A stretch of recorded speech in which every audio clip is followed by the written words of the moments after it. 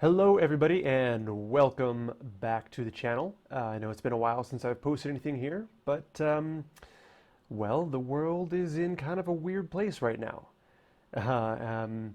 Yeah, we can't exactly go out and do the normal things we do. Of course, it's going to affect different people in different ways, but for track people, that means we can't go out and do track things for the most part, unless you can afford private track rentals, which I cannot. An interesting side effect of this whole situation is that sim racing has pretty dramatically increased in popularity. As a matter of fact, the latest NASCAR race that did in fact air on live television was done in iRacing. And it had something like 1.2 million viewers. So not only are the networks and the series taking it seriously, but so are the viewers, which is pretty cool if you ask me. And just to show that it's a really serious business, one driver rage quit mid-race and literally lost his sponsor in real life while playing a video game on television. So the world has perhaps gone a bit mad, but that's all right because I think it's pretty cool. At any rate, I can't go to the track and film anything, so I figured why not give this a shot. So in case you haven't seen it yet, I've been commentating for the OnGrid Cyber Shootout series, which has been live streamed on Twitch. And I've been having a blast doing it. And probably after the apocalypse ends, we'll continue doing it, but maybe we'll do it in studio rather than from our respective houses. But until then, I figured why not make some support videos for that series. So the previous round was done at Sonoma Raceway, which is ostensibly probably the best track in California for various reasons that I'm not going to get into in this video. But this particular video is about Circuit of the Americas, which is the next track on the lineup for the Cyber Shootout series. Hopefully I can edit this video together before that race happens. So this is actually so it'll actually end up being sort of a nice introductory video. So without further ado, let's check this out. So of course we're in Assetto Corsa right now. And my frame rate has gone to slideshow mode. Interesting. Let's see if I can fix that. Alright, I've gone in and messed around with the settings a little bit, so hopefully that will clean up my frame rate. So here we are. This is Circuit of the Americas, also known as COTA. As you can see, I'm using VR here. This is an HTC Vive Pro, also borrowed. So hopefully that's not too terribly distracting while you're watching. Now the first thing you'll notice about this track is that hill. Now this track is pretty famous for its elevation change, and turn 1 is probably what it's most famous for. That is a bit ridiculous, but there's some cool things about having a corner like that. We'll get into that in a bit. I wouldn't worry about that. That's just Assetto Corsa being Assetto Corsa. We'll go ahead and go around. Excuse me, sir. Now I'll start off a little bit slow just to kind of talk through the track, and then we'll go and see if we can actually put in some decent lap times. So here's turn 1, which of course you're watching this on a flat screen, so you're not getting quite the full effect that you have in VR, but let me tell you that it is ridiculous how incredibly steep that is. Now that's turn 1, coming through and go into this downhill section, and we go into probably what I would say is the most difficult part of the track, the S's. So you want to come over to the right side. You can use some curb here, but in my experience it doesn't really help all that much. As we go into the bridge, we go into these ridiculous decreasing radius S turns. So each one of these is tighter than the last. So you want to carry as much speed as possible, but you have to decrease your speed in between each corner. And that is really tricky, especially in a non-aero car where the rear end just kind of wants to get away from you. Into these next couple of corners, you're sacrificing a lot of, you're doing sacrifice lines the whole way through. You can't really track all the way out. There's not enough space, and they're pretty long corners as well. You want to use a little bit of curb on the right, set yourself up for a nice run out of here because this leads onto a pretty long straightaway. Your exit speed there does make a big difference. A little bit of a blind crest, you want to get your left side tires all the way onto that curb, and it's flat out down this hill into a really strong braking zone. This is going to be a second gear, tight left-hand hairpin. You want to get the car all the way down to the bottom, unlike I did. And then this is the longest straightaway on the entire track. It's probably one of the longest straightaways in the country. It has to be. It's incredibly long. I mean, I was getting basically the top of 5th gear in my race car, which only 200 horsepower, and that's about 132 miles per hour, if my math is correct. So for 200 horsepower and a 3,000 pound car, that's quite a long straightaway. It heads downhill here now. You see the brake markers on the right. Jump onto the brakes. We've got another second gear left-hand turn. And now this leads into the technical parts of the track. You want to get back over to the left side, and it gets a little bit complicated now. You want to get the car over to the right side, but then, well, it keeps going right, and then it goes into this really interesting, odd, double, triple left. I don't even know what to call it, but essentially you want to point the car over to the right side and then pivot it all the way back down towards the bottom for an exit here. And there's definitely more than one way to go through that turn, but that's what seemed to work best for me in my experience. Now we've got what is sort of a triple apex right-hander. One there, let the car come back out, and then a third there. And it can get a little bit rough there in real life. We'll see as we get up to speed how well modeled that is in this particular version of the track. Another blind crest into a left-hander. It's faster than it appears, and you've got a lot of this room out here. In fact, we definitely were when I was racing here using all that space. Back onto the brakes. This is either second or third gear, depending on the car you're driving. Final corner of the track, back onto the throttle for an exit onto the front straight. And there again, you can see that absolutely ridiculous elevation change in the braking zone. Now, that's pretty cool though, because that means you can brake very, very late into turn one. The problem with turn one is that you can't actually see where the apex is. Now, if you look, you can see they've got that pole sticking straight up out of the ground. That's really the only indication you have of where the apex is. You have to base your entire line and braking for turn one off of that pole, which works. And once you've driven a few laps here, you can kind of get an idea of where to set yourself up. But it can be pretty daunting the first time you're driving the track. Now you can see I'm not even really up to speed yet. I'm already understeering offline through the S's. Definitely going to take a little bit of getting used to. This is actually my first time driving this track in sim in this car. So what you're seeing right now is actually my first attempt, so expect some suckage. But I am going to start picking up the pace a little bit and seeing how much speed we can carry. Of course, while talking, I'm sure I won't be able to put down my absolute fastest lap, but I'll see how good I can go. Now, I guess I should talk a little bit about my experience in real life at this track and why this track is pretty special to me. So, 2018, I had what was probably my best racing season ever. It had been quite a while since I had been racing professionally. I don't know. I hesitate to call it professionally. Semi-pro, maybe.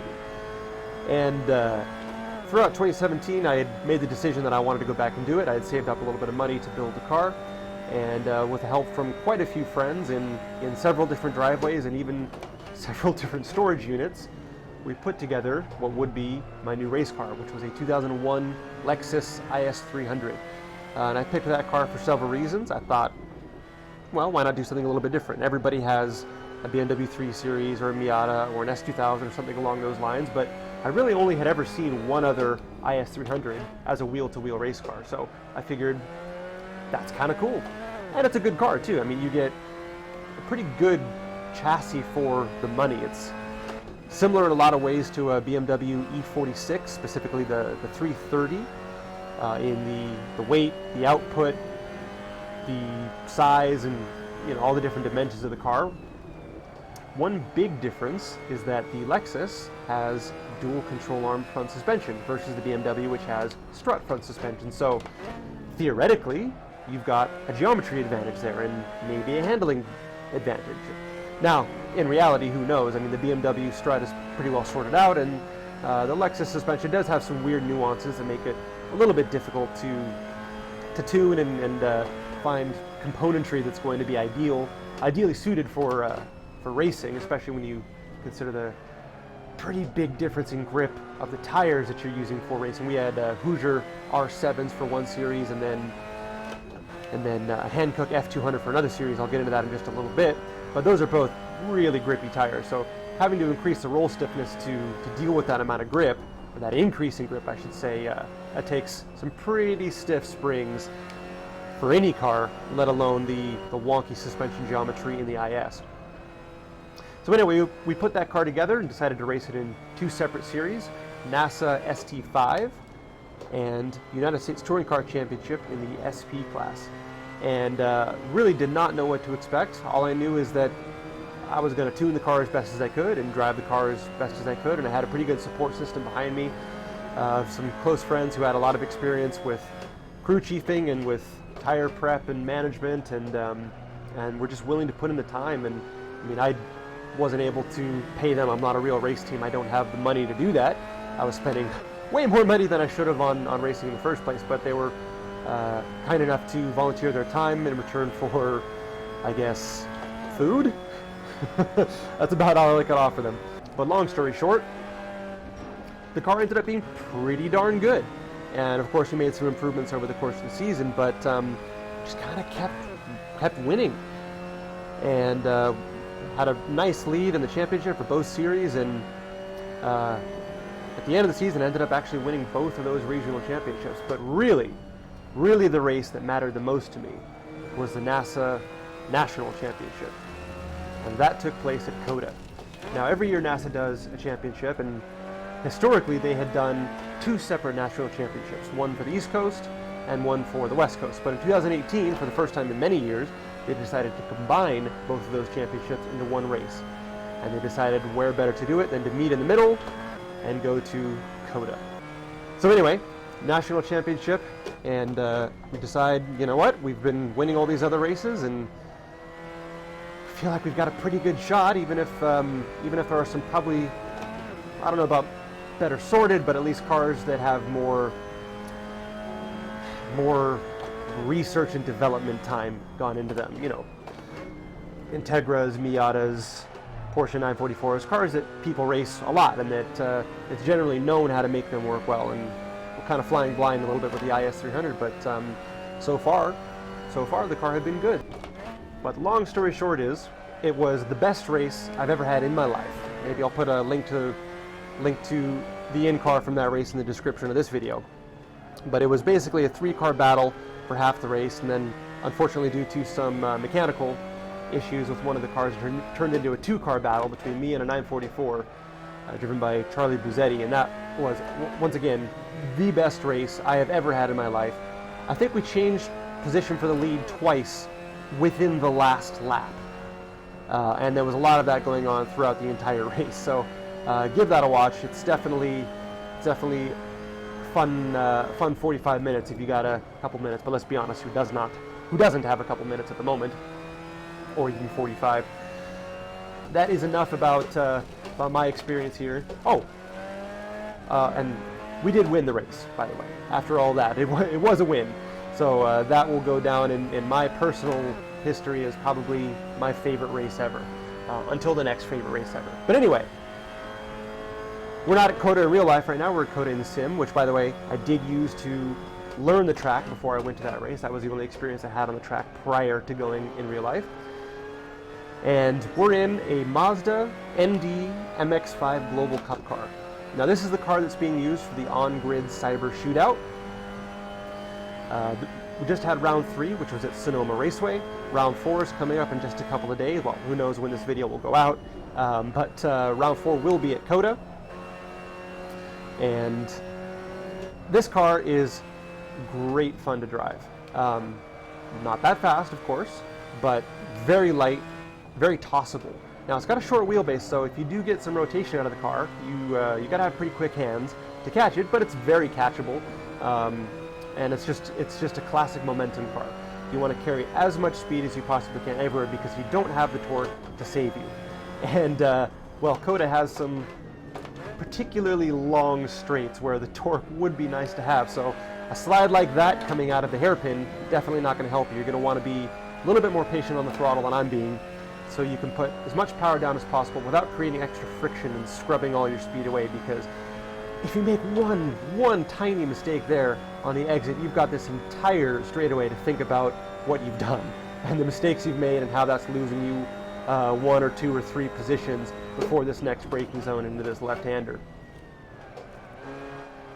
Now this area here, of course, is going to be a little bit more well-suited to an MX-5 Cup car with only, what is it, 150 horsepower, or do they upgrade it to 180 horsepower at this point? I can't quite remember if the Cup cars got the engine upgrade that the street cars did. But at any rate, either way, not a particularly fast car. Ow.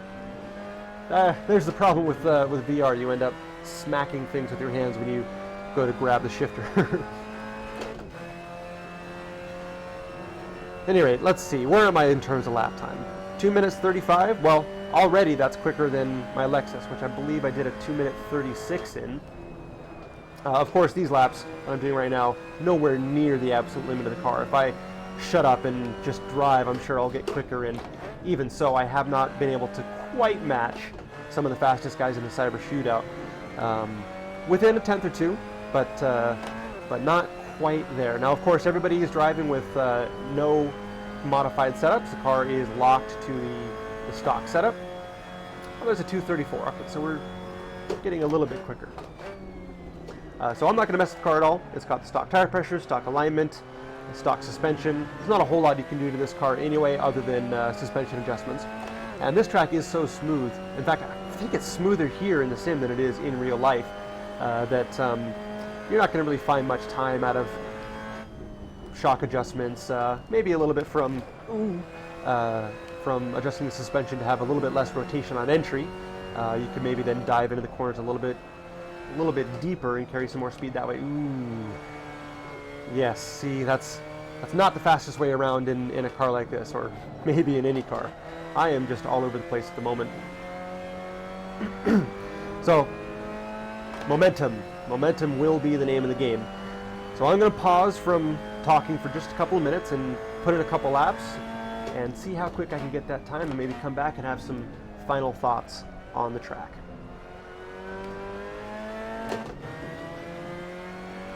Well, I am now recording after the fact. This is the end of the previous lap, but about to be the start of the fastest lap that I put down. I think it's a pretty good time. It is like a second quicker. Well, I shouldn't talk about that yet. There's clearly more time on the table. I'm not going to pretend for a second that this is going to be the best lap that anybody does in Cyber Shootout. Probably nowhere near. There are a good number of drivers who have been putting in some pretty impressive lap times. I haven't been able to match quite to the 10th. Close, but not quite there. So anyway, this was a solid lap. I'm happy with it. As you can see, there's quite a bit more corner cutting than I was doing earlier when I was talking while driving. Just one of those things that sort of depends on the track, and this is true in real life as well as it is in the sim. It all depends on what the curbs will allow you to get away with versus what the series will allow you to get away with. And the series we're talking about right now is, well, it's up to the game. It's up to the game to decide what is a legitimate lap and what is not. I got pretty aggressive with some corner cutting here. I wouldn't say more than I've done in real life at this track, but more, I guess, than a game would typically allow.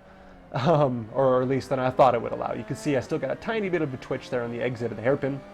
I didn't really lose any time though. You can see my my split time is now at a 0.98 and climbing, so that was a pretty good exit. In fact, I guess technically that was the best exit I've ever had. I'm currently a second up over my previous best. Not a perfect lap, as you're about to see. I'm up a second now, and I'm going to lose a little bit of that in the latter portions of the track now. Already back down 2/10 off of that. Just when I saw that I was a second up, I decided, okay, well, my job now is to not completely destroy this good lap. Got some of it back there.